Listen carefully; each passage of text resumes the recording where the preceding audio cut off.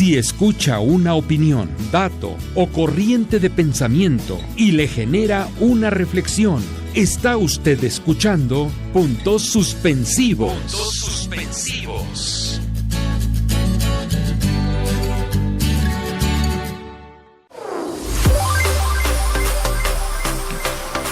¿Qué tal amigos? ¿Qué tal amigos? Muy buenas noches. Hoy es 2 de octubre del 2017.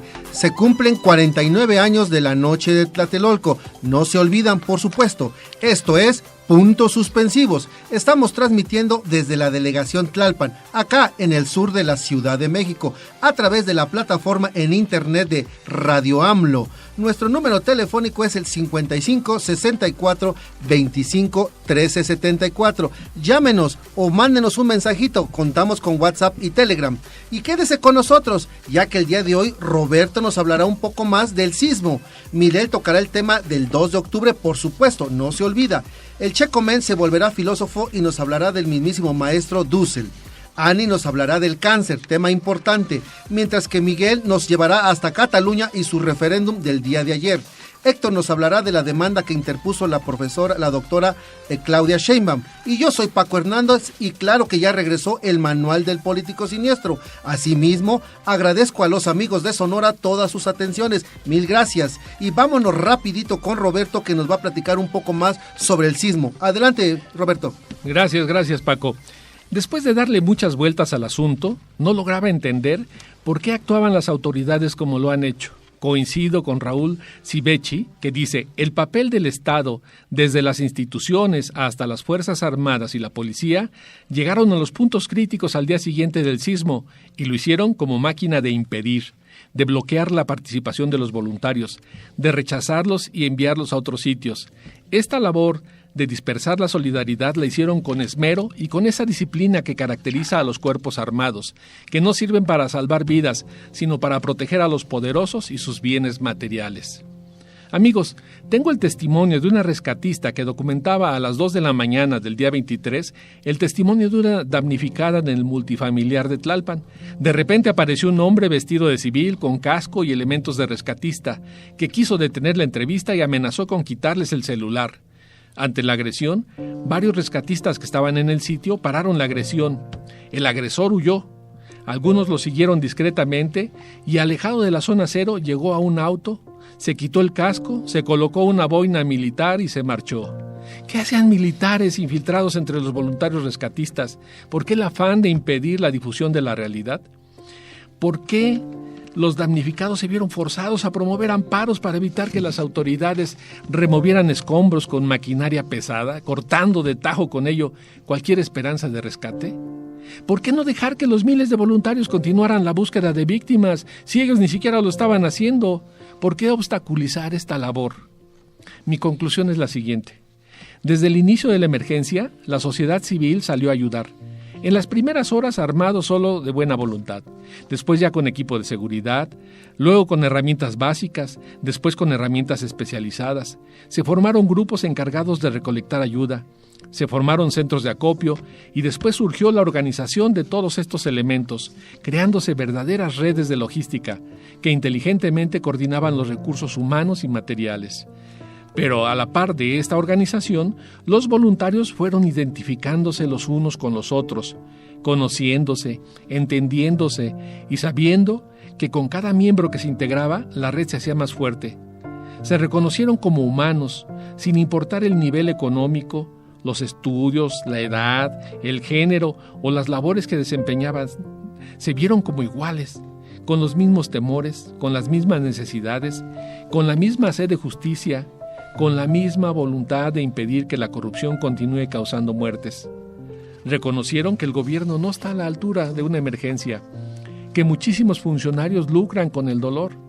En suma, se volvieron una comunidad, una sociedad consciente de sí misma, dispuesta a enfrentar a los malos gobiernos, y eso precisamente es la preocupación primordial del gobierno. Por eso dispersaban a los voluntarios, impedían que se organizaran, Los amenazaban y quitaban recursos. Por eso la premura para remover con maquinaria los escombros sin importar las víctimas, ya que la prioridad para esos cerdos del gobierno es evitar a toda costa que la sociedad tome conciencia de sí misma. Por eso se esmeran en acabar rápido y mandar a todos a su casa, a vivir nuevamente en su individualismo, en ese individualismo que dice que si a ti no te pasa directamente, entonces no te interesa. La gran labor, pasada la emergencia, será no perder esa solidaridad y no dejar de reconocer a los demás como semejantes a nosotros. Ya vimos de lo que somos capaces, quedó demostrado. Continuemos ahora con los demás desastres que los malos gobernantes han hecho del país. ¿Qué opinan ustedes? Pues fíjate, Roberto, como dices, tu reflexión de verdad que nos ayuda. Yo no lo había visto desde ese punto de vista y la verdad es que sí, o sea, como lo estás comentando, quién sabe qué hay en el trasfondo, pero yo creo que lo importante, como tú lo dices, es que ya nos dimos cuenta que realmente sí podemos ser comunidad, trabajar, apoyarnos, dejar a un lado el individualismo y hacer cosas buenas, ¿no? Que de esta desgracia, de este desastre, nosotros podamos empezar a hacer realmente cosas importantes como sociedad, ¿no? Sí, algo interesante que ha surgido de todo esto y les comparto pues conceptos de gente que fue rescatista y sigue trabajando. Se empezaron a generar proyectos, pero proyectos puntuales, con calendario, con actividades y con quién va a hacer las cosas. La sociedad se está organizando y eso es muy esperanzador. Sí, y por otro lado, no perder de vista la gravedad de las cosas, ¿no? O sea, el hecho de que la gente haya tenido que llegar hasta el punto de tramitar un amparo para evitar el uso de maquinaria pesada, habla y retrata muy bien las disposiciones, ¿no? de este gobierno insensible por donde se vea. Por donde se vea, además no estaba preparado y además la corrupción en cada fisura de un edificio sale. Claro. Bueno, vamos a regresar con el tema en un segundo segmento, mi querido Roberto. Le vamos a dejar hasta aquí esta primera parte. Claro. Me queda claro que en este tipo de catástrofes sale lo mejor de la sociedad y lo peor de las autoridades. Por supuesto, no de todas, sino de todos, ¿verdad? Y bueno, vámonos al corte. ¿Y qué te parece si regresamos contigo, Roberto, para seguir el siguiente bloque? Vámonos al corte. Regresamos.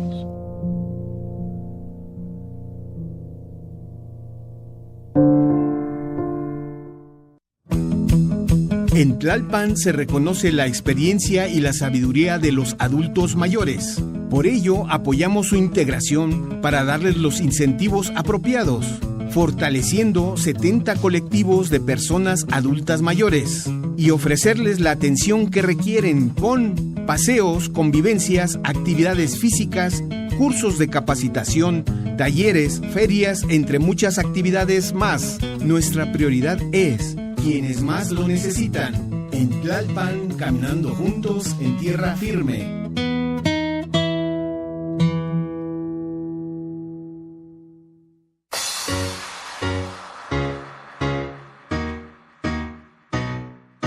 En la actual administración delegacional de la doctora Claudia Sheinbaum, se entregaron en Santo Tomás Ajusco y Magdalena Petlacalco nuevas subdelegaciones, en las cuales se brindarán a la población servicios de atención médica y administrativos. Además, se efectuó la remodelación de la subdelegación de San Pedro Mártir. Nuestra prioridad es quienes más lo necesitan. En Tlalpan, caminando juntos en tierra firme.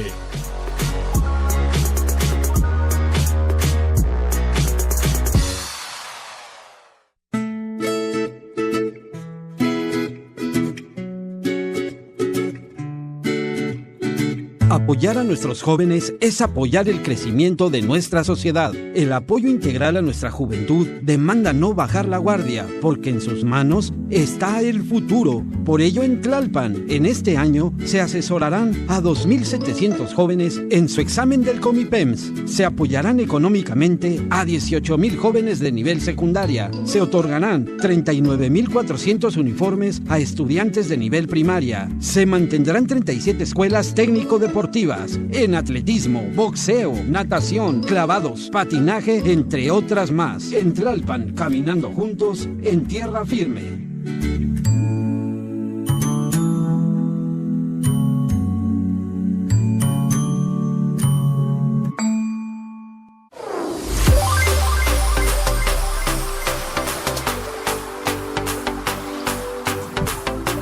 Muy buenas noches, amigos. Soy Roberto González y agradezco que continúen en su programa Puntos Suspensivos. Les recordamos que estamos transmitiendo vía internet en la plataforma de Radio AMLO, desde Tlalpan al sur de la Ciudad de México. Nuestras vías de comunicación para que se pongan en contacto y conviertan esta transmisión en un verdadero diálogo son el celular 55 64 25 13 74. Se lo repito despacio para que tome nota y nos llame. 55 64 25 13 74. Nuestro correo electrónico es puntosuspensivos.tlalpan@gmail.com. O si prefieren las redes sociales, estamos en Facebook como Puntos Suspensivos. Este es un buen medio para recibir sus comentarios. Recuerden que este esfuerzo radiofónico lo hacemos ustedes y nosotros, y así juntos rompemos el cerco informativo. Agradecemos enormemente las sugerencias sobre los temas que desean que abordemos, los comentarios y felicitaciones que nos han hecho llegar. Amigos, los invito a escuchar a Ani Serena con la propuesta musical que nos ha preparado. Ani, por favor. Sí, gracias, Roberto. Y bueno, querido auditorio, les traigo el día de hoy una propuesta del grupo Maldita Vecindad y los Hijos del Quinto Patio. Es un grupo musical mexicano formado en la Ciudad de México que fusiona ritmos como el rock, el ska, el reggae, el punk e influencias tradicionales de la música mexicana como el danzón y el bolero. Con ustedes, Maldita Vecindad con 2 de octubre.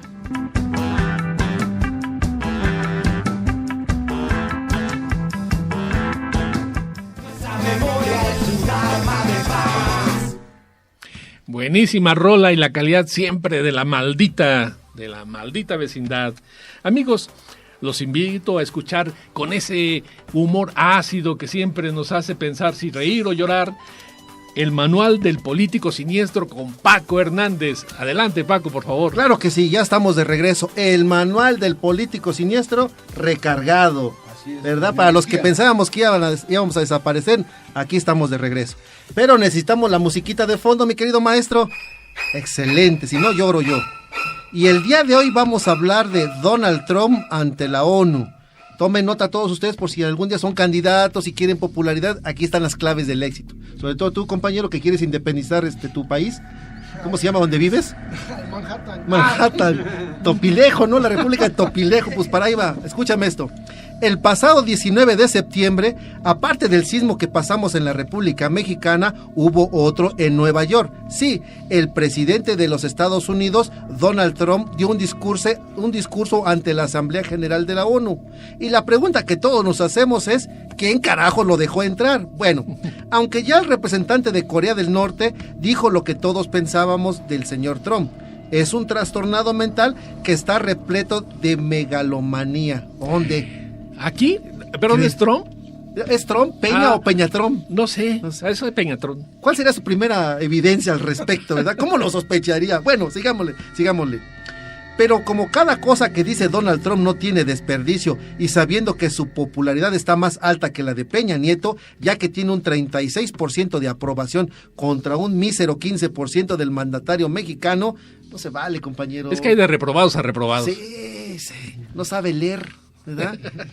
Pues en el manual del político siniestro queremos ayudar, y ahí le van las recomendaciones para que suba su popularidad.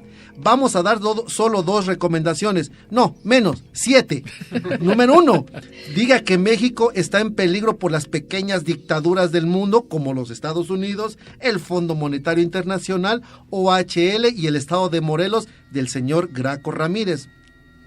Número 2, amenace a Vietnam del Norte con acabar con ellos con nuestros misiles nucleares. Nuestra paciencia tiene un límite, haremos la madre de todas las payasadas, y ya que se enojen, les decimos que nada más era una broma, así como nuestra democracia. Estamos bromeando nada más, ¿verdad? Número 3, vamos a instaurar la democracia en Guantánamo, cueste lo que cueste. Tenemos un montón de dinero en el Fondem, o teníamos. Hubo. Y tenemos un montón de casas de campaña regaladas por Canadá, teníamos. Hubo. Sí, ya no sabemos dónde quedaron, en mi casa, ¿no? Número 4, amenace con cancelar todo tratado de libre comercio con la Unión Soviética. Van a sufrir seguramente un montón, ¿verdad? Todos los países por allá. Número 5, échele la culpa a los inmigrantes de Honduras del Sur. Van a sufrir un montón, compañero. Pobres de ellos. Número 6, no toleraremos otra feria del mole en Milpalta. Si no deja de picar tanto su mole, aténganse a las consecuencias, ¿verdad? Para que sufran y lloren y pidan clemencia. Y número 7, siempre pondremos a Tlalpan primero. Tlalpan para los tlalpenses. Se escucha bien, ¿verdad? Sí. A la voz lo escucha así pegador. Así es. Así los tlaltempas. Muy bien. Así que todos los amigos de Iztapalapa y Tláhuac a sus casitas, porque vamos a construir un muro y ellos lo van a pagar. El Ojitos puede pagar algo, él sí tiene lana, el Ojitos, ¿no?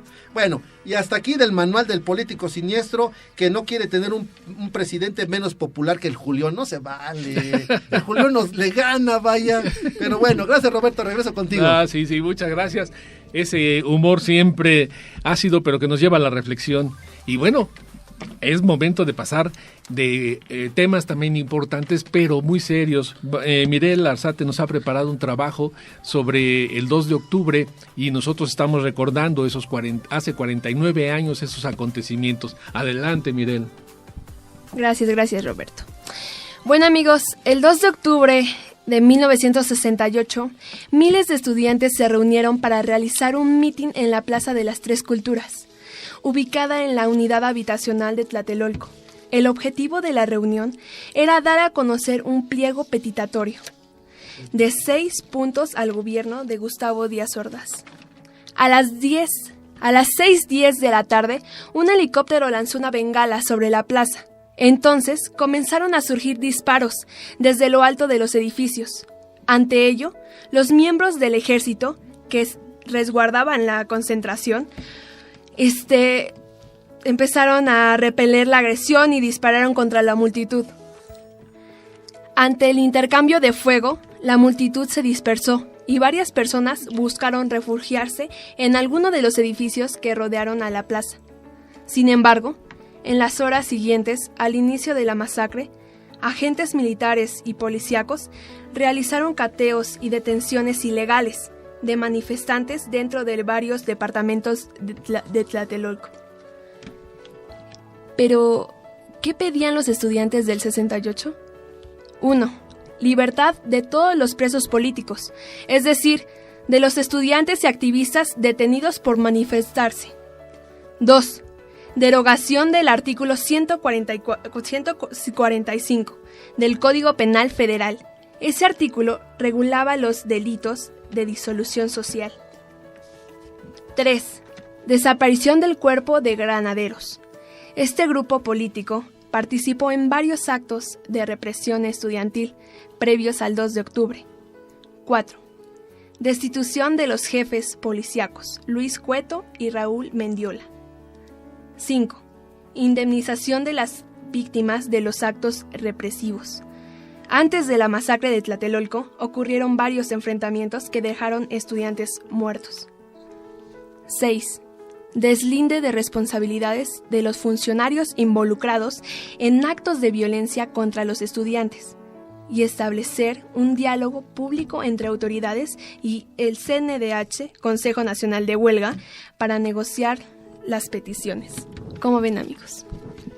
Pues mira, es muy importante la labor que estás haciendo de volver a darnos ese panorama, cómo era la situación en ese momento, qué se estaba pidiendo y la respuesta brutal que tuvo el gobierno, que no difiere mucho de las respuestas que da el actual, pero ellos nos pusieron el ejemplo, estos estudiantes valientes, estas personas sindicalizadas, y nos dijeron que tenemos que organizarnos y pelear por nuestros ideales.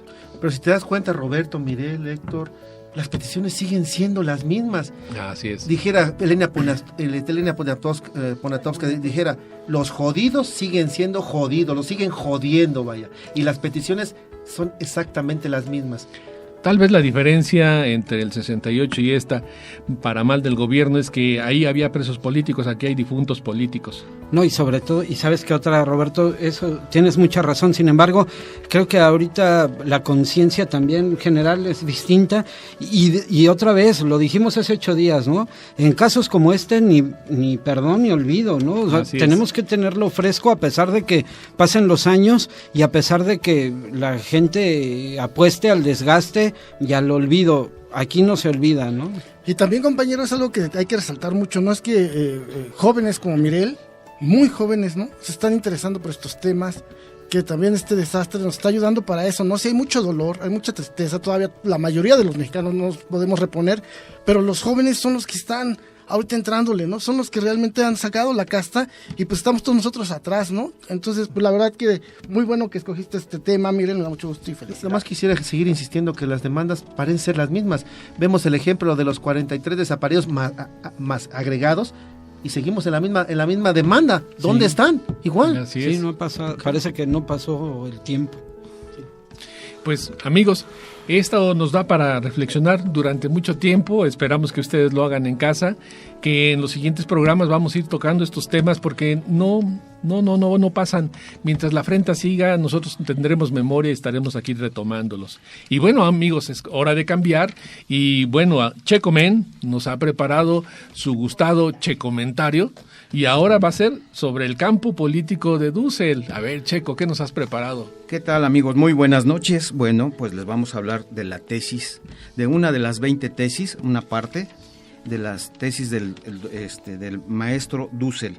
¿Quién es el maestro Dussel? Bueno, se llama Enrique Domingo Dussel Ambrosini, nacido el 24 de diciembre de 1934 en el departamento de La Paz, provincia de Mendoza, Argentina.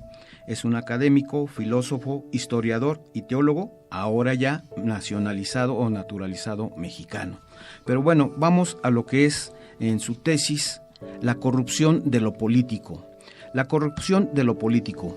Habría que intentar, en primer lugar, debatir sobre lo político, no es para despejar el campo positivo.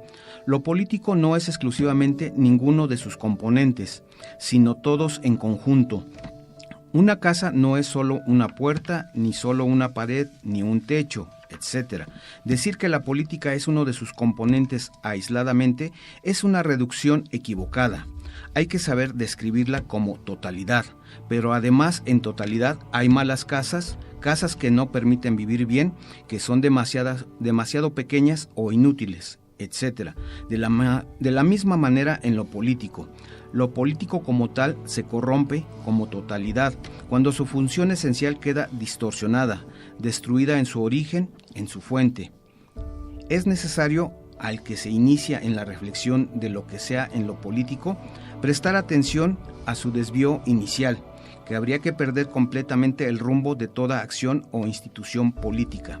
La corrupción originaria de lo político, llamemos al fetichismo del poder, consiste en que el actor político, los miembros de la comunidad político, sea ciudadano o representante, cree poder afirmar a su propia subjetividad o a su institución en la que cumple alguna función, de allí que pueda denominarse funcionario, sea presidente, diputado, juez, gobernador, militar o policía, como la sede o la fuente del poder político.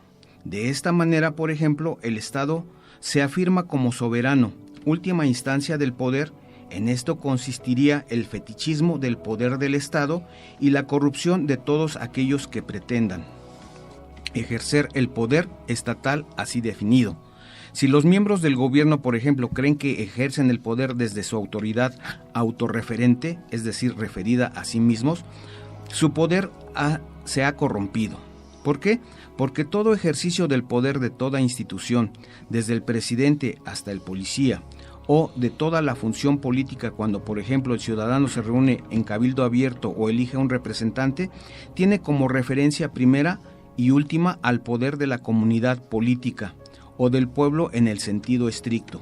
El no referir, el aislar, el cortar la relación del ejercicio delegado del poder determinado de cada institución política con el poder político de la comunidad o pueblo, absolutiza y fetichiza, corrompe el ejercicio del poder del representante en cualquier función. La corrupción es doble, del gobernante que se cree sede soberana del poder y de la comunidad política que se lo permite, que lo consiente, que se torna servil en vez de ser actora de la construcción de lo político. El representante corrompido puede usar o poder fetichizado por el placer de ejercer su voluntad como vanagloria ostentosa, como prepotencia despótica, como sadismo ante sus enemigos, como apropiación indebida de bienes y riquezas. No importa cuáles aparentes beneficios se le otorguen al gobernante corrompido, lo peor no son los bienes mal habidos, sino el desvío de su atención como representante, de servidor o del ejercicio obediencial del poder en favor de la comunidad que se ha transformado en su esquilmador, su chupasangre, su parásito, su debilitamiento y hasta la extinción como comunidad política. Toda lucha por sus propios intereses de un individuo, el dictador, de una clase como la burguesa, de una élite como criollos, de una tribu herederos de antiguos compromisos políticos, son corrupción política. Mira, Sergio, es excelente la lectura que acaba de hacer y da para mucho una discusión teórica. Yo nada más quiero rescatar dos términos. Uno, el reduccionismo del concepto de político. En nuestro país decir político es igual a ser corrupto, lo cual es un error. Como dice Dussel, es una casa que hay de diferentes casas. Si redefiniéramos y reconceptualizáramos el término de político, creo que sería mucho mejor. Desgraciadamente, en evidencias que vemos, pues simplemente la gente asocia con política con corrupción, vaya. Y el segundo término es el fetichismo del poder. Estoy totalmente de acuerdo con el maestro. No podría ser diferente, por supuesto. La obsesión por el poder. Ellos designan a su sucesor, siempre tienen la razón, ellos tienen todas las respuestas, solo Dios se compara con ellos. Esa es la obsesión que tienen en su mente de lo que es el poder para ellos, ¿no? Pues sí, y además algo que podemos hacer como síntesis es, se corrompe el poder cuando dejas de servir al pueblo y te sirves del pueblo. Ya, eso es la corrupción total. Así es, y muchos de los mexicanos creen que todos los políticos, absolutamente todos son corruptos. Y habría que rescatar ese término para decir, bueno, todos somos políticos. Claro. Y en este temblor, todos los políticos participaron actuando de la mejor manera. Los buenos, porque hay unos muy malos. Claro, todos los seres humanos somos animales políticos, así que toda la actividad humana es política. Y bien dicho, Sergio, hay que separar lo bueno de lo malo. Así es. No nada más ser político es ser malo. Es un sinónimo no aplicable. Y amigos, pues vamos a dar por terminado este bloque. No se retiren de puntos suspensivos. Vamos a continuar después con del corte con la conducción de Héctor Tlatempa. En un momento continuamos.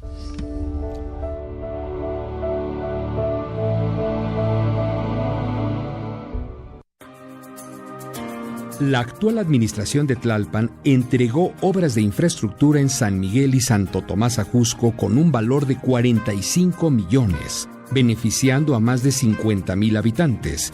Con un total de 150 millones, se entregaron obras de infraestructura para los 9 pueblos originarios de la parte alta de la delegación de Tlalpan, realizándose mejoras en escuelas, construcción urbana y obras de mantenimiento en la red de agua potable, destacándose la escuela Leyes de Reforma del 57, al inaugurarse las nuevas aulas para el mejoramiento de las condiciones de estudio de los 900 alumnos, además del mantenimiento de baños y pasillos. En Tlalpan, caminando juntos en tierra firme.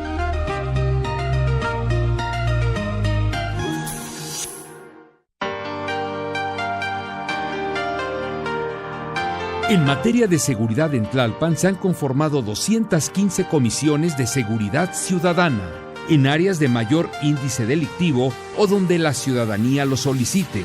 Personal de seguridad, ciudadanos y representantes de la jefatura de gobierno se unen para rearticular redes solidarias que promuevan la prevención y disminución del delito.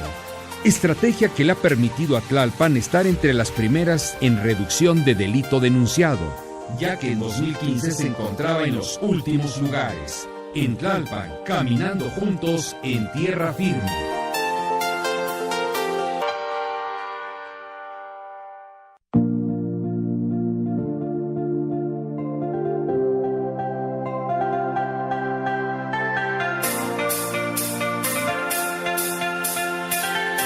Hoy 20 ciberescuelas atienden a 5,200 alumnos, de los cuales el 60% son mujeres, y serán 26 ciberescuelas en esta administración para atender a 7,000 alumnos. Este programa único en el país demuestra que en Tlalpan es posible brindar el acceso a la educación gratuita y de calidad. En Tlalpan, el derecho a la educación se hace realidad. En Tlalpan, caminando juntos en tierra firme.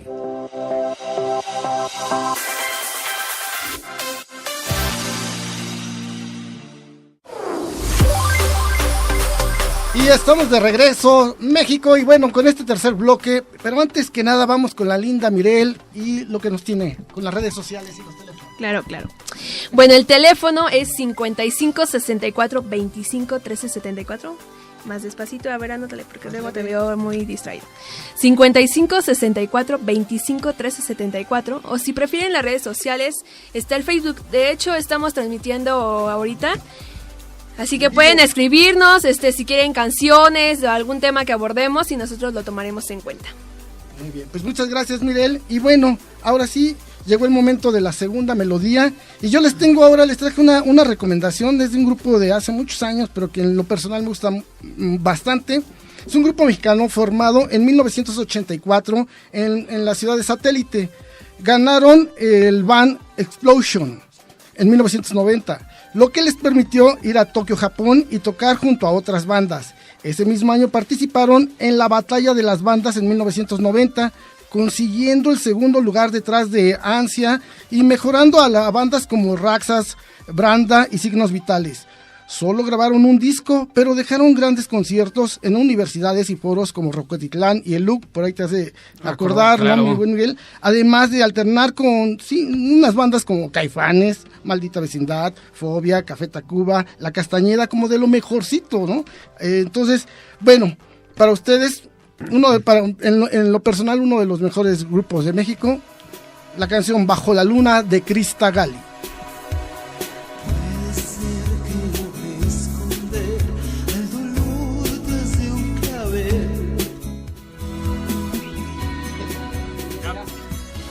Pues bueno, estamos de regreso y bueno, muy buena rola, ¿verdad, Héctor? Sí, gracias. Ok, bueno, ahora sí vámonos a la reflexión político-social con el buen Roberto, el sismo a 2 semanas.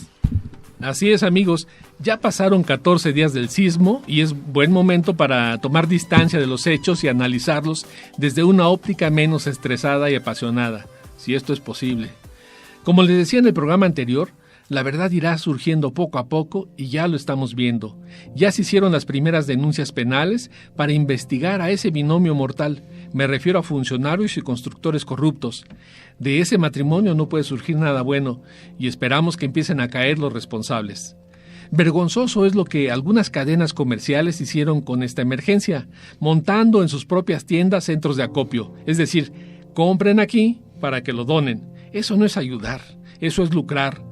O como algunas empresas con gran publicidad en radio y televisión solicitan donar en una cuenta bancaria. Claro, ellos entregarán los recursos a su nombre a alguna fundación y ésta les expedirá un recibo que les ayudará a deducir sus impuestos, es decir, convierten la ayuda de la gente en ahorros fiscales para ellos, nuevamente estafando la buena voluntad del pueblo. ¿Y qué decir de aquellos que condicionan su ayuda a que otros donen, ofreciendo por cada peso de la gente otro de ellos? Eso no es apoyo, no se trata de caridad, sino de responsabilidad, y parece que eso únicamente lo ha entendido la sociedad civil. Por otra parte, grandes empresas que tienen un sistema de reparto que llega hasta el último rincón del país, hasta la ranchería más apartada, nunca ofrecieron sus servicios de transporte para hacer llegar apoyo a los damnificados. Me refiero a Bimbo, Coca-Cola, Pepsi-Cola. Para ellos no existe la solidaridad. Creo que es tiempo de juzgar a todos ellos antes de comprar. Ese es el mejor veredicto. ¿Y qué decir del corrupto gobierno que también está estirando la mano para que la gente done en especie o en dinero para ayudar a los damnificados? Eso es no tener ni un ápice de vergüenza, cuando sabemos que tan solo 3 ratas del gobierno como son Javier Duarte, César Duarte y Borge, juntos se robaron más de 72,000 millones de pesos. Casi el doble de los 38,000 millones que dice Peña Nieto que fueron los daños del terremoto. Vean esto nada más. Pero claro, por ser parte de la misma mafia, no ha hecho nada por recuperar ese dinero que es de los mexicanos y que ahora tanto necesitamos.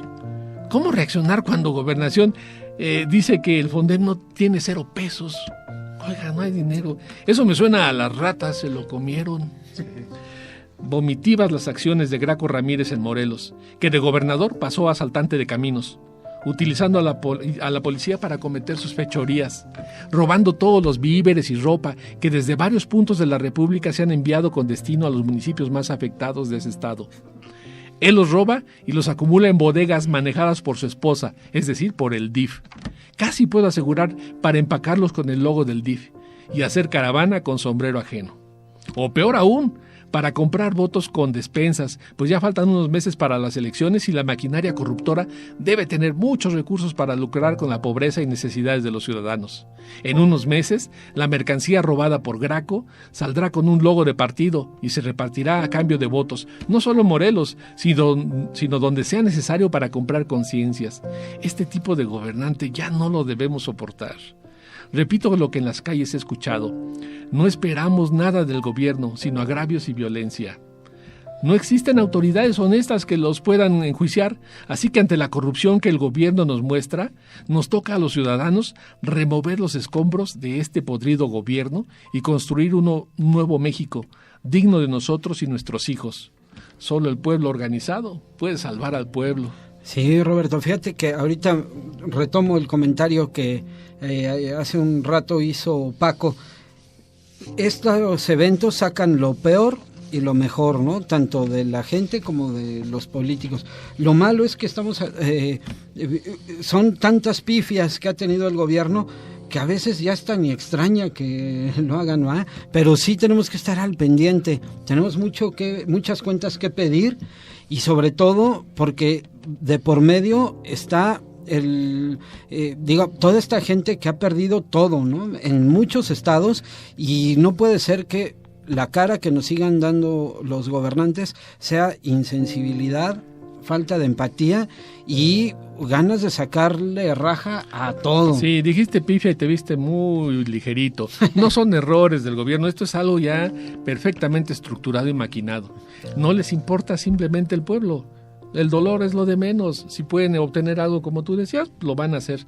Y eso ya lo sabemos, así que es momento de cambiarlo. Pero es una vergüenza, estoy muy de acuerdo con Mike. ¿Qué les costaba acompañar a los muchachos que están donando las cosas, a las camionetas, a los trailers, ir a entregarlos? También se hubieran lucido, pero son tan bajos y tan pobres de sus conceptos que tienen que robarse lo que la gente donó. Es muy vergonzoso. Fíjate que escuché algo también, a todos los niveles, ¿no? Había un congreso en la Universidad de Pachuca y de repente alguien de los ponentes vio que las botellitas de agua que les estaban dando, pues llevaban mensajes de apoyo para los damnificados, ¿no? Oye, pues creo que nos están dando agua donada, ¿no? Afortunadamente, me parece que tomaron cartas en el asunto y abandonaron el lugar, pero vamos, en todos lados se están cociendo habas y la verdad es que es una vergüenza que no se respete ni la solidaridad de la gente, ¿no? Vimos estampas dramáticas de gente de bajos recursos dando todo lo que tenían y estos que se sirven siempre con la cuchara grande, hasta en estos momentos nos muestran la clase de gente que son. Claro, y bueno, las redes sociales nos han ayudado. Vimos, por ejemplo, la donación que se hicieron de tiendas de campaña y cómo el SAT de repente dice que son menos, ¿no? La mitad de ellas. Después, si no hubieran existido redes sociales, así hubiera quedado. Pero afortunadamente existen las redes sociales, se comparó y después ya corrigieron. Claro. Yo también quería decir, al final de cuentas también como que les gusta hacer como si fuera un reality show, ¿no?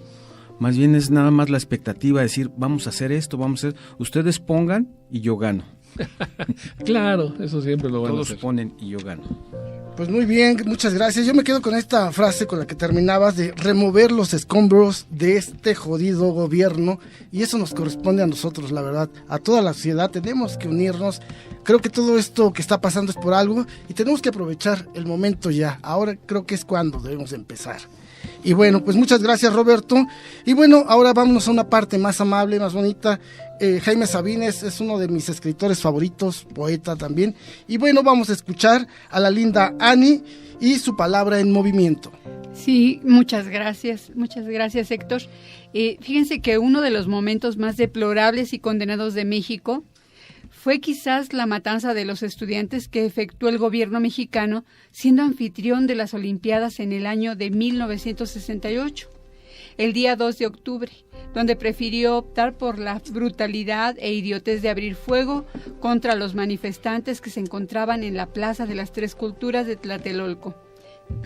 La gran parte de estos manifestantes eran estudiantes del IPN y UNAM, aunque también había destacados docentes e intelectuales que sentían simpatía por el movimiento y que sin más fueron brutalmente asesinados a manos del ejército con metralletas.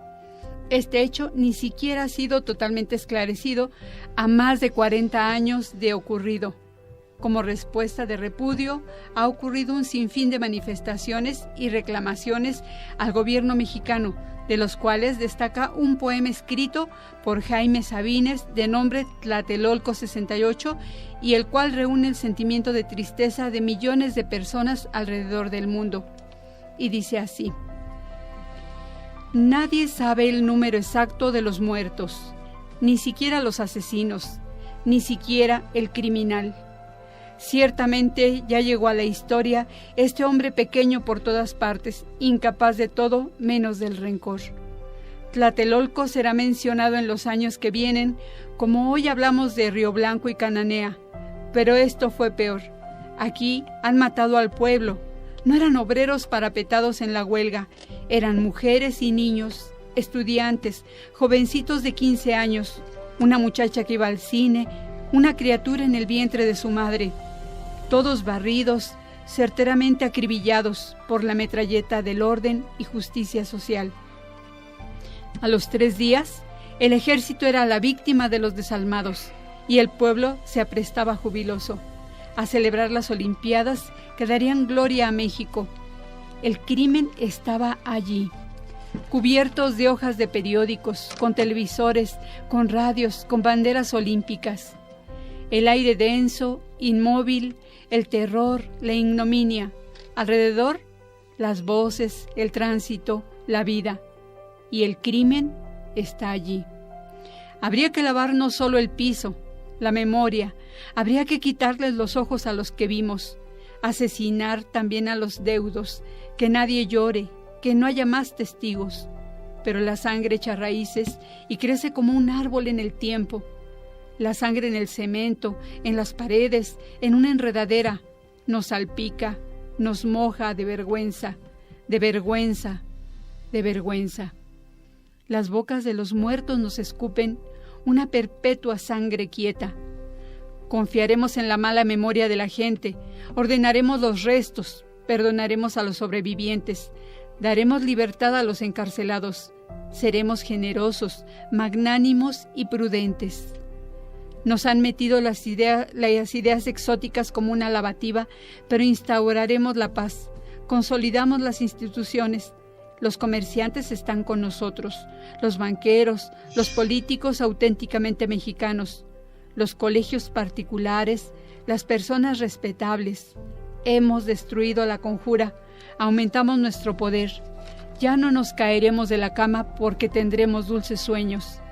Tenemos secretarios de Estado capaces de transformar la mierda en esencias aromáticas, diputados y senadores alquimistas, líderes inefables, chulísimos, un tropel de putos espirituales, enarbolando nuestra bandera gallardamente. Aquí no ha pasado nada. Comienza nuestro reino. En las planchas de la delegación están los cadáveres semidesnudos, fríos, agujereados, algunos con el rostro de un muerto. Afuera, la gente se amontona, se impacienta, espera no encontrar el suyo.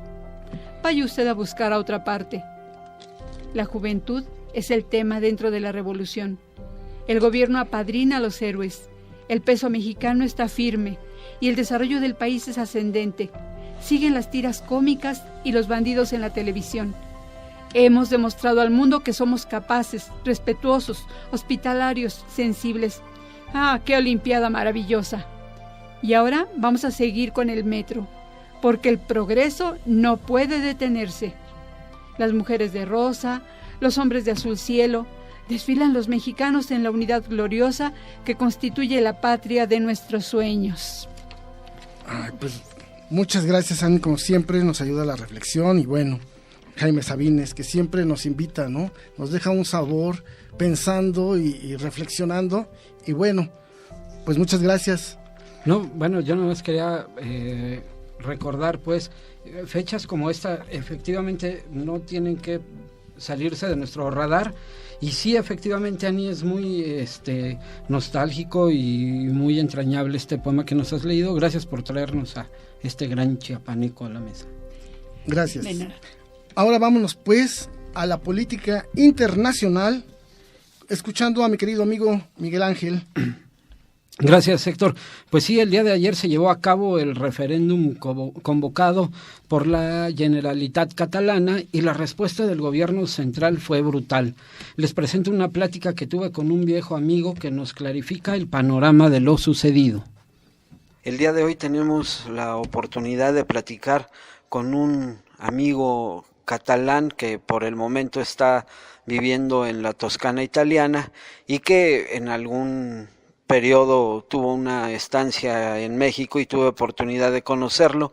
Él es artista plástico y de primera mano tiene información de lo que está aconteciendo en Cataluña con esta situación del referéndum que se está dando, y pues queremos hacer algunas preguntas a David. ¿Qué tal, David? ¿Cómo estás? Muy buenas tardes. Hola, Miguel. Hola desde la Toscana. Buenas tardes a vosotros.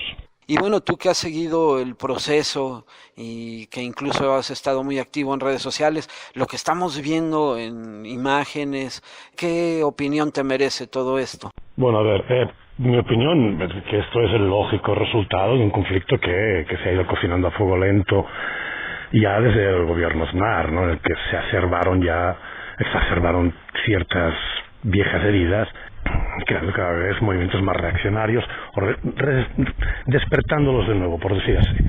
Ya con Rajoy simplemente ha sido imposible dialogar. El gobierno, el Parlamento catalano ha intentado dialogar y llegar a acuerdos con Madrid, que están de brazos cruzados y absolutamente no interesado a dialogar o a modificar ciertos puntos de una Constitución que, votada hace 40 años, un poco obsoleta está. Y al cabo las constituciones se han creado para poder ser modificadas, y es lo que Madrid becerralmente pues se niega. La comunicación ha sido prácticamente imposible. El ánimo popular en Cataluña ha ido creciendo cada año, y bueno, hasta llegar a esta definición de decir, bueno, vamos a hacer otro referéndum. Ante esta propuesta, un juez, un partidista totalmente, o sea, uno que es conocido como no imparcial, de seguro, declaró que este referéndum era ilegal, cosa que los catalanes no han querido aceptar. Al fin y al cabo, ellos lo que querían era opinar de una lucha que inicialmente, un referéndum que inicialmente podría ser propositivo, independentista, como se ha convertido en una protesta por el derecho a decidir, por el derecho básico de cada uno, un derecho inalienable de decidir, de opinar, de decir lo que piensas y de votar en democracia. De pasar del independentismo a una protesta por el derecho a decidir, se ha desarrollado ya en prácticamente una lucha antifranquista, porque al fin y al cabo el sistema que ha utilizado el gobierno central en esta represión despierta viejas heridas. Aquí en México, lamentablemente, cojeamos del mismo pie, ¿no? Aquí pasa constantemente situaciones de represión. Y bueno, la verdad es que es lamentable, no dejamos de condenarlo. Y yo lo que te preguntaría es, en ese sentido, aquí siempre queda una herida profunda y muy dolorosa después de eventos de este tipo, que no es fácil sanar. Yo lo que te preguntaría es, ¿crees que estos eventos sí sean un parteaguas en la historia de Cataluña, sí marquen un antes y un después? Es curioso que saques el tema antes y después, porque de hecho un poco ese es el tema. Mucha de la gente que ha venido apaleada eran señores de una cierta edad, ancianos, gente de mi generación, aunque yo, con 52 años, cuando Franco murió en el 75, tenía 10, pues bueno, por los primeros 8, 9, 10 años de la postdictadura fueron viviendo eventos no muy diferentes de los que se han visto ayer. Con lo cual, al ver de nuevo esas actitudes, al ver de nuevo esas acciones que no son nuevas para nosotros y que no aceptamos, ha despertado, lógicamente, ya no un radicalismo independentista, porque ya no se trataba de un derecho de dignidad, o sea, no hay un derecho a la dignidad en sí, o sea, ha sido un voto de dignidad el gran sentimiento que se siente actualmente en la gente con la cual estoy yo en contacto regular, una gran familia y un montón de amigos, es la tristeza, la rabia, pero la fuerza de la decisión a no dar un paso atrás. Ni un paso enrere es uno de los eslogans que al momento está más arraigado en el corazón de los catalanes. Yo te pregunto, desde tu particular punto de vista, ¿te parece que tanto el gobierno español como la Generalitat actuaron responsablemente en todo esto? Bueno, a ver, de hecho, yo, mi opinión personal, como tú me pides, Miguel, el gobierno catalán, lógicamente Puigdemont, el presidente de la Generalitat, ha seguido lo que el pueblo le exigía. Él ha obedecido. Se ha encontrado delante de un gobierno central cavernícola y, o sea, mi opinión es que definitivamente se les han caído las máscaras y han salido los viejos franquistas de una época melancólicos de confronto y de violencia. Entonces, lo que decía, el gobierno en catalán, al fin y al cabo, ha obedecido lo que el pueblo le pedía, simplemente. Mientras que el gobierno central ha querido sacar unos músculos que en verdad no tiene. La violencia siempre es el recurso del incompetente. No te sorprendería que sacasen fuera el artículo 155. Para el público que no conozca el artículo 155, es un artículo de la Constitución española jamás usado, en el cual prácticamente se disuelven el Parlamento y gobierno catalán, o autonómico. O sea, tiene el derecho de decir, bueno, yo declaro el artículo 155 y se disuelve el gobierno catalán, cosa que los catalanes absolutamente no aceptarán. Al mismo tiempo, el gobierno catalán o los movimientos que promovían este referéndum, creo que sí que hayan actuado responsablemente a la hora de proponer, y de hecho los participantes respetaron, no utilizar banderas, símbolos, ni eslogans, ni violencia. Y esto el pueblo catalán, de verdad, o sea, si ves los filmatos que ya van corriendo por todo el mundo, ya no se pueden esconder, es de gente con manos alzadas en frente a una agresión en un estado de policía prácticamente, y de ocupación. Pues agradecemos a David Lara Casillas, artista plástico que desde la Toscana italiana nos ha dedicado un tiempo para platicarnos de primera mano toda esta situación en Cataluña. Yo solamente quisiera invitarte, David, a que sigamos en contacto, a que demos seguimiento a esto. Ojalá que no tengas inconveniente y que pronto podamos volver a comunicarnos, si te parece. Pues gracias a vosotros. A ver, simplemente que ahora es cuestión de ver qué es lo que va a ocurrir. De antemano, mañana va a haber una huelga general como protesta por la violencia, por lo que ha ocurrido. Dentro de un par de días el presidente catalán debería presentar la moción al Parlamento, en la cual tiene mayoría, y bueno, y esperar reacción de este gobierno central, que puede ser cualquiera. Un abrazo a todos vosotros. En estos eventos dramáticos que habéis vivido en los últimos tiempos, de verdad os digo de corazón que habéis dado una lección al mundo admirable, la seguís dando, y fuerza para todos, y un abrazo. Un abrazo, Miguel. Gracias. Una abrazada forta per a tu, David. I gràcies de nou. Fins abat. Pues Miguel, interesantísima esta entrevista. Realmente en primera mano nos da una óptica que no tenemos de aquí en México porque nos llega a través de otros medios. Sí. Pero esto nos permite entender cuál es el problema, cuál es el entramado y la cerrazón del gobierno español. Sí, ¿no? Y la verdad es que es un problema grave, ya lo habíamos estado comentando fuera del aire, es una situación complicada, ¿no? No va a ser fácil a partir de los eventos que se dieron, ni un camino ni otro, hay que observar, es lo que nos corresponde. Ahorita hay un sentimiento de tristeza, de enojo, de frustración en los catalanes, sobre todo después de ver las imágenes tan devastadoras que vimos, ¿no? De tanta fuerza, tanta violencia, cuando pudo haber sido distinto, ¿no? Así es, lo preocupante es que se pueden polarizar las fuerzas. Al no encontrar un diálogo, al no encontrar una salida legal entre comillas, porque siempre vamos a ver que la democracia es la voluntad del pueblo y aquí no lo dejaron hablar, entonces vamos a ver qué sucede más adelante. Hay que estar al pendiente y seguro vamos a seguir dándole seguimiento a esta. Pues gracias, Miguel, la verdad, por aclararnos un poquito a los que estamos un poco ajenos al tema, pues ya ir teniendo un mayor conocimiento y qué mejor que con esta fuente, ¿no?, que nos has brindado. Gracias, Miguelón, pero también no te vayas. No me voy. Sé que tienes por ahí una propuesta musical. Antes quisiera decirte que sé que es de Pablo Casals y que, bueno, nosotros junto con Ani estuvimos en una escuela secundaria que se llamó Pablo Casals, y que, por cierto, creo que por ahí está el rumor de que se va a demoler. Todavía está, veremos, pero a ver qué pasa. Pues sí, efectivamente vamos a ir a algo de Pablo Casals, este chelista virtuoso español. Y bueno, él justamente en la época franquista, en protesta pues por toda esta dictadura, solía tocar esta pieza en cada una de sus presentaciones. Se ha vuelto un emblema de la comunidad catalana y bueno, pues vamos a escuchar el Cant dels Ocells, Pau Casals.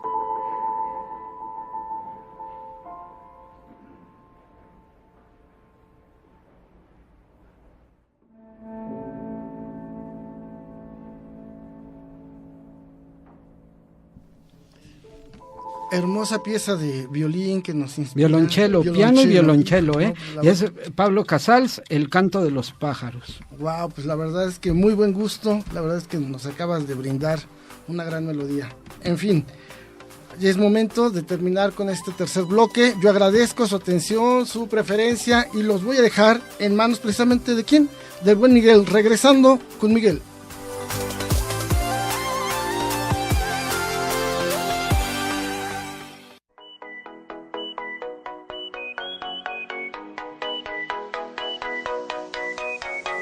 En Tlalpan se ha consolidado la escuela campesina. En la secundaria técnica agropecuaria número 57 de Topilejo se vinculan docentes y estudiantes con los productores rurales de la zona.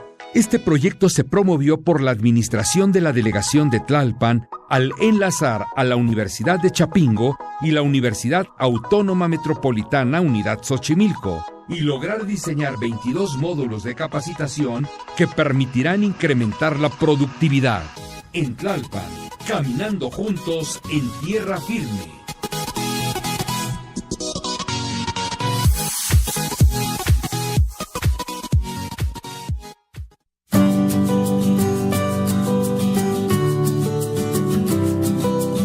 El objetivo: erradicar la violencia de género en la delegación de Tlalpan. ¿Cómo? Formar un equipo de calidad de 110 defensoras de los derechos de la mujer para brindar la capacitación de calidad a 3,000 mujeres en materia de prevención de violencia de género. Si vives algún tipo de violencia por ser mujer, intégrate y defiende tus derechos. En Tlalpan, caminando juntos en tierra firme.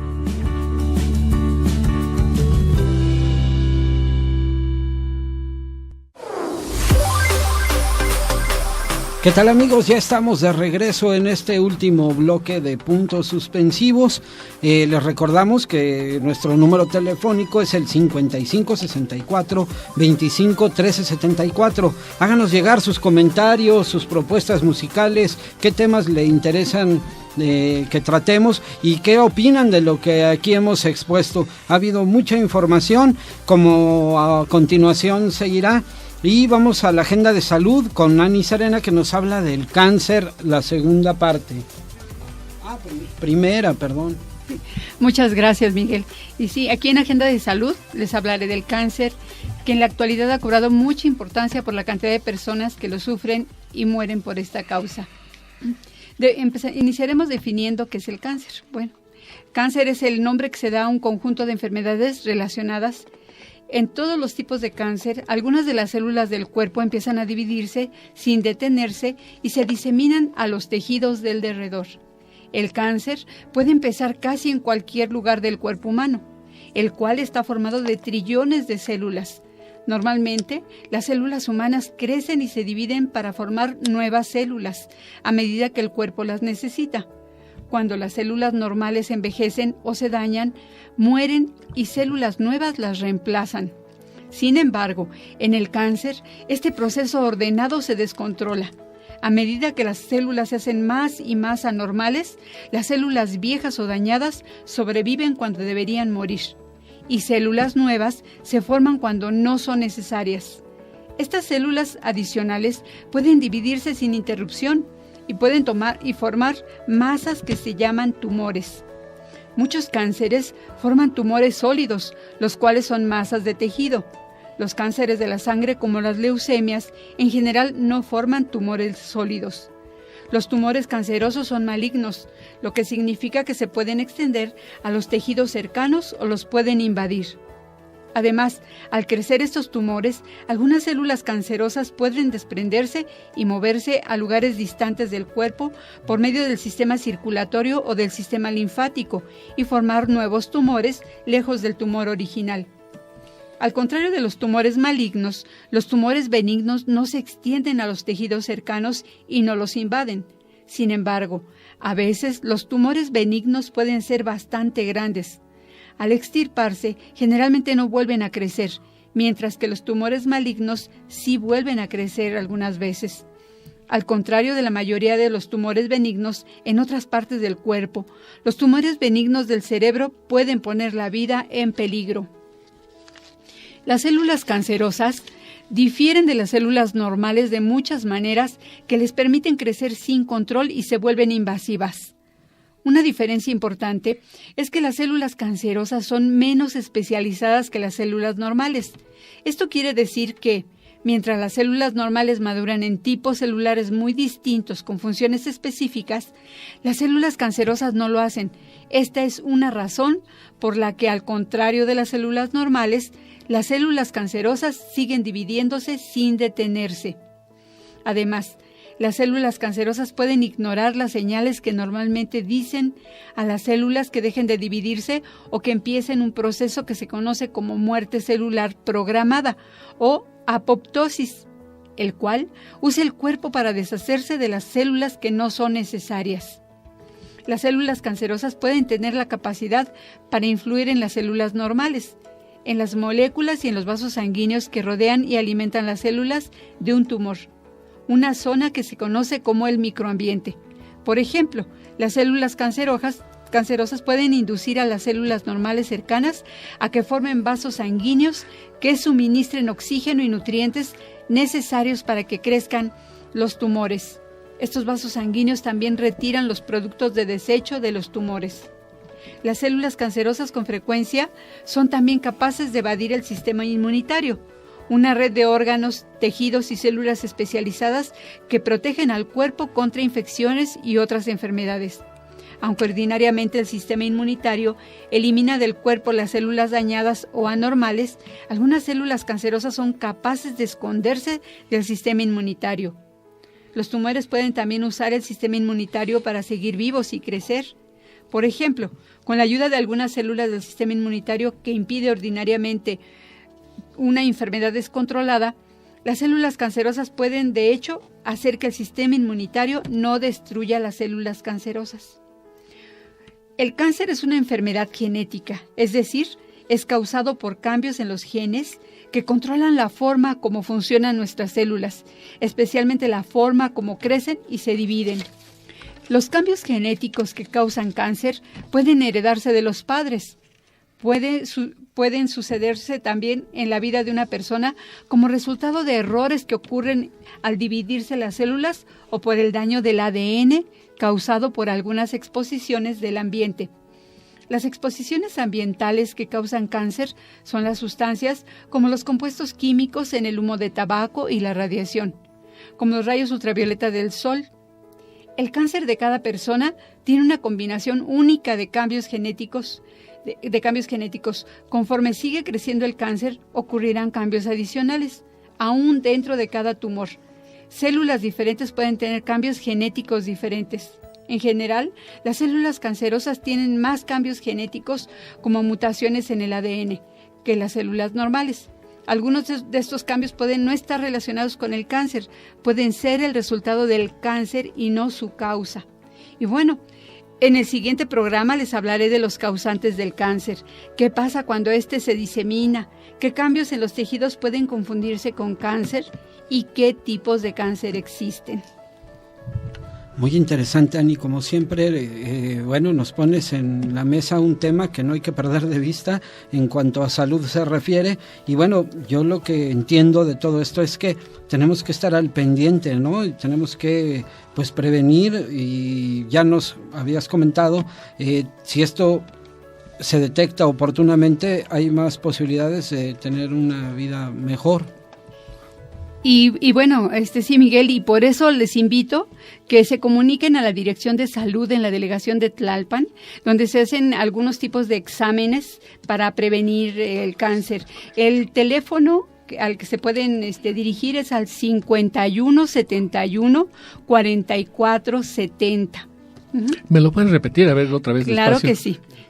5171-4470. Muy bien, gracias.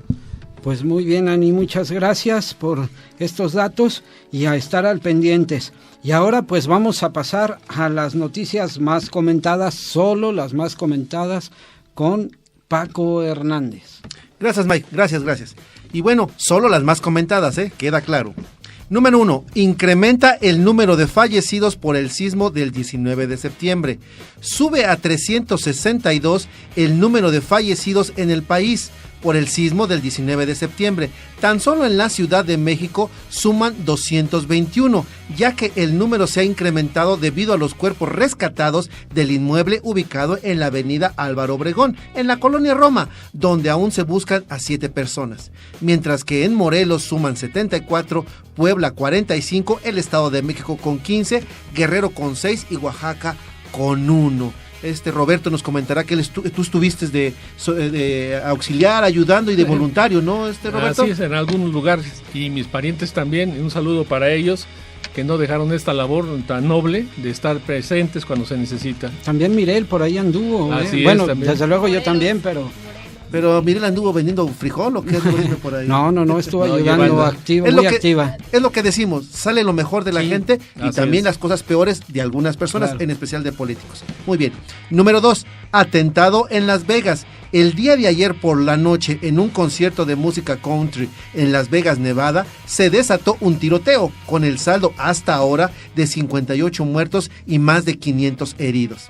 El atacante, de nombre Stephen Paddock, de 62 años, disparó con una arma automática desde el piso 32 del hotel Mandalay Bay y que finalmente se suicidó al verse acorralado por la policía local. Por otro lado, el grupo terrorista ISIS se atribuyó el ataque a través de su agencia de noticias AMAC y aseguró que el agresor se había convertido al Islam. Sin embargo, hasta el momento no se cuenta con evidencia suficiente para sustentar tal afirmación. ¿Cómo ves, Roberto? Otra vez en Norteamérica. Pues habría que ver cuál es la opinión de la Asociación Norteamericana del Rifle, ¿no? Que tanto ha luchado para que se vendan armas automáticas como si se vendieran cacahuates. Pero su argumento es el del siempre. El problema no es el arma, sino la persona. Verifíquese a la persona, no a las armas. Es su argumento de cada que hay una matanza. Pues hay que verificarse a las personas. Ya estamos viendo que si un desequilibrado como compra. Dicen por ahí, qué argumento tan chabacano, ¿no? Porque mira, ya cuántos más necesitan ver para que tomen otras medidas. Sí, algunos decían que, bueno, puedes tener un arma para asuntos deportivos. No entiendo la caza como deporte, pero algunos le entienden así. Pero ya me imagino con un arma automática andar cazando un venado. Bueno, no lo puedo ver. No, 18 armas le encontraron, todas prohibidas en este país. Allá están permitidas. Además le encontraron explosivos. Qué bueno que no los usó, porque fueron 55 muertos. Y que, imagínate, explosivos. En fin, bueno. Tercero, esta es tuya, mi querido Mike, del tema que trataste. Referéndum en Cataluña. En medio de disturbios y con un saldo de casi 900 lesionados, así como la prohibición explícita del gobierno español, el día de ayer se llevó a cabo el referéndum sobre Cataluña, donde se le preguntó a los votantes: ¿quieres que Cataluña sea un estado independiente en forma de república? Esta pregunta la hizo el gobierno de la Comunidad Autónoma de Cataluña. Los únicos datos disponibles hasta el momento proceden de una proyección del Partido Demócrata de Cataluña a partir del escrutinio de las primeras papeletas. Según estas cifras, el sí habría obtenido el 87% de los votos, el no el 9% y con un 3% de los votos en blanco y 1% de los votos nulos. Por supuesto, el gobierno de Mariano Rajoy se ha manifestado en contra del propio proceso y sus resultados, mientras que el gobierno catalán, Carles Puigdemont, debió iniciar en 48 horas el proceso de independencia con la mediación internacional de la Unión Europea, según sus propias palabras. ¿Cómo ves, Mike? Sí, no, ya dimos cuenta de ello, fue tristísimo todo lo que sucedió. Ojalá que vaya por buen camino, y vamos a... Sí, no queremos ningún estallido de violencia, sí, más de lo que ya vimos, sí, ¿no?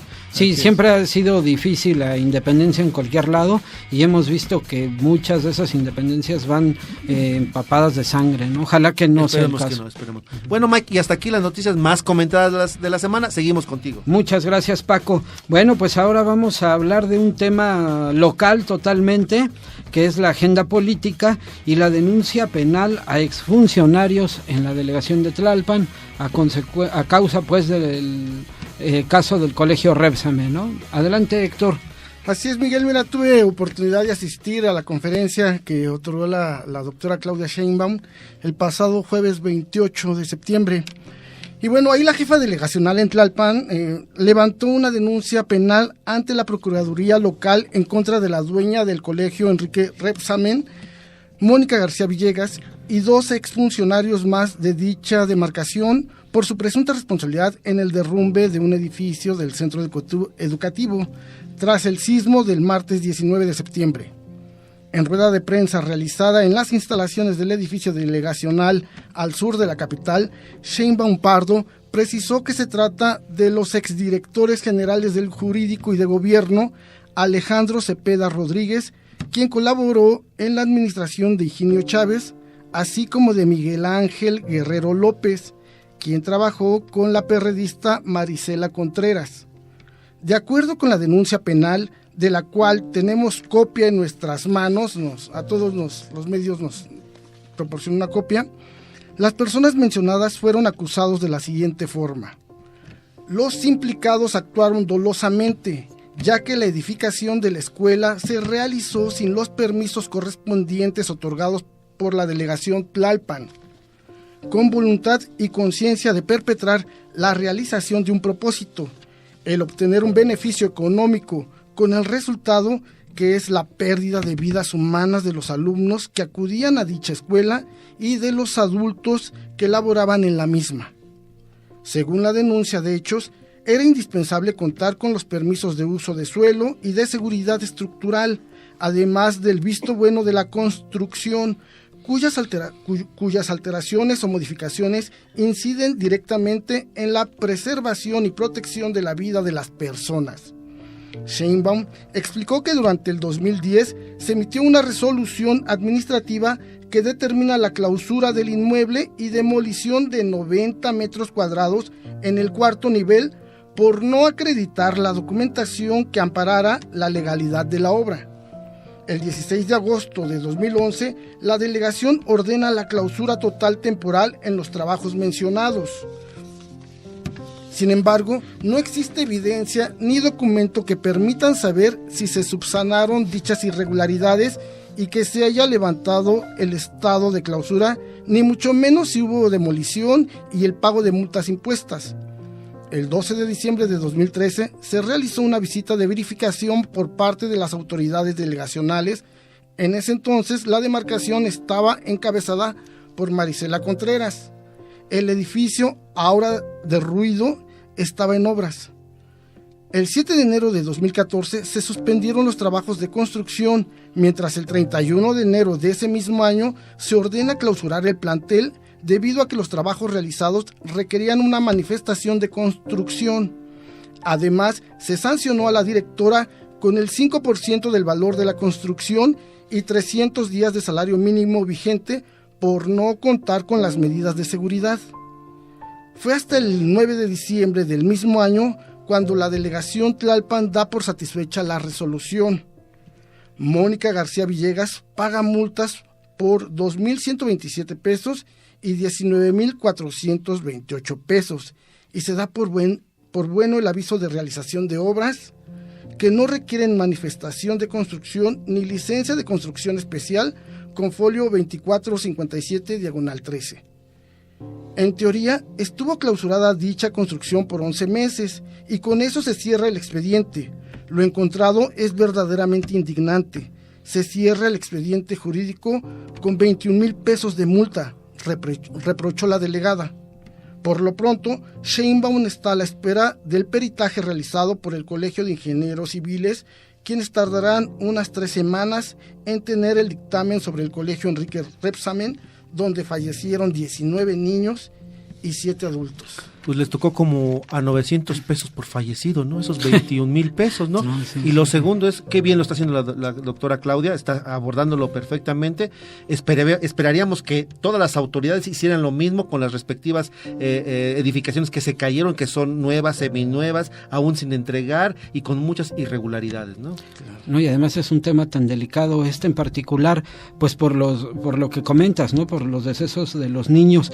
Y desde luego yo creo que hay mucho que investigar. Yo lo que de verdad espero es que en esta ocasión no haga presencia la impunidad y realmente se castigue a los responsables, ¿no? Porque estas tragedias, si bien no podemos controlar la naturaleza, sí podemos estar preparados para que cosas como estas no sucedan, ¿no? Y yo creo que en este espacio podemos dar seguimiento a este tipo de acciones.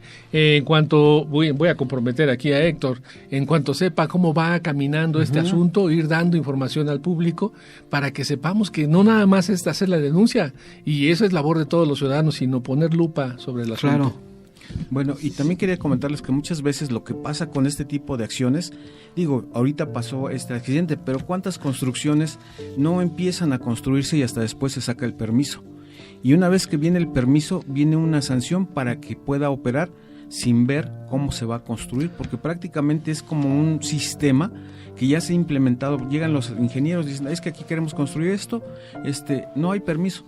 No, empezamos, nos clausuran, se cierra por un tiempo la obra, sacamos, damos una mordida y luego ya pagamos la multa y ya con eso construimos. Sí. Y ya no se verifican, porque en el momento de que se aplica la multa se da por sancionada y por cubierto. Pero ¿sabes qué, Checo? Mira, yo aquí tienes razón, o sea, es muy común eso, pero lo que es esto requiere de una complicidad dentro de las instituciones para que pueda hacer, porque ya lo vimos aquí en Tlalpan también, a exfuncionarios que construyeron indebidamente en lugares, se les obligó a demoler su propiedad, y eso no es común verlo. Lo más común es lo que tú dices, que se quede la construcción. Vamos, o sea, hay mucho en qué trabajar. Esto también requiere de un grado de compromiso de la sociedad, porque si tú sabes que no tienes el permiso para construir, pues no puedes empezar a construir, sobre todo porque estás poniendo en riesgo no nada más tu patrimonio, sino tu propia vida, ¿no? Si no tienes la certeza de que alguien capacitado avala lo que vas a construir, pues mejor no la arranques, ¿no? Y te digo esto porque también está pendiente ahorita ahí en Calzada del Hueso, ¿dónde está el centro Miramontes, comercial? ¿no? Enfrente de Miramontes. El centro comercial, sí, en Calzada del Hueso, se supone que no debería haberse construido, Pues no. Y tiene muchos daños. Y ahorita y los departamentos. Ahorita están haciendo los trámites, creo, para reconstruir y no para tirar, porque si tiran parecería que no va a existir el permiso para construir. Sí, y otra cosa, Héctor, tenemos que poner de relieve que la doctora Claudia Sheinbaum hizo un total, en su primer informe nos mencionaba que había 105 construcciones clausuradas. Volvió a dar su siguiente informe, muy molesta, por supuesto, porque también fueron haciendo todos los trámites requeridos, porque había inmobiliarias que no les importó. Y a pesar de los sellos de clausura, quitaron los sellos de clausura y seguían construyendo. Y nuevamente volvió a la clausura. Entonces ese es el juego, ¿verdad? Así es. Y bueno, algo que en la mesa se había platicado antes y no hay que perder de vista es que ahorita se van a revisar cómo se construyeron esos edificios que se cayeron, pero habrá que revisar los que todavía siguen en pie, pero que estuvieron plagados de irregularidades. Sí, no, hay un gran trabajo para la ciudad en general, sobre todo porque, basta con recorrer algunas calles y ves edificios dañados. Ahora mismo con las escuelas están siendo muy estrictos, pues, para realizar los dictámenes correspondientes. Es un tema la reconstrucción, ¿no? De verdad que es un gran tema y vamos a seguir al pendiente, ¿no? No nada más en la reconstrucción, sino en todas las vías que está siguiendo Por último, pues sí, yo quiero retomar la invitación que me hace Roberto. Claro que sí, yo también estoy muy interesado y bueno, estamos en la delegación Tlalpan y creo que es nuestra obligación como ciudadanos darle seguimiento, ¿no? No nada más como medio de comunicación, sino todos deberíamos estar involucrados. Y creo que ahorita es un buen momento para que, pues tanto que estamos hablando de corrupción, que a legua se ve que por ahí pinta todo esto, para que la delegada, ¿no?, empiece a poner, que está muy difícil, ¿no?, porque hay muchas trabas, como dicen, violan sellos y les vale. Aquí estamos acostumbrados a hacer lo que queremos, ¿no?, a que el que tiene dinero paga, lo da y compra lo que sea, ¿no? Entonces la tiene muy difícil, ¿no? Pero creo que ha sido un buen acierto el que ha hecho la delegada. Creo que debe de continuar así, independientemente de cómo se le esté criticando los medios masivos que la están atacando, pero ella está haciendo lo que tiene que hacer, ¿no? Así es, pues vamos a estar al pendiente. Y bueno, pues vamos a dar vuelta a la página, vamos a escuchar la propuesta musical de Checo Men, que nos tiene un mensaje especial. Aquí dice que esas Salinas, yo creo que es para todos los políticos que aquí hemos estado hablando, ¿no? Claro, pero el título así es, y es quisiera hacer una remembranza, ¿no?, de Alex Lora, porque, bueno, no tanto una remembranza, es recordar que él cuando sale dice, mamá, estaba ahí en la tele, aquí, puntos suspensivos, estamos en el Face. Escuchemos el mensaje a Salinas.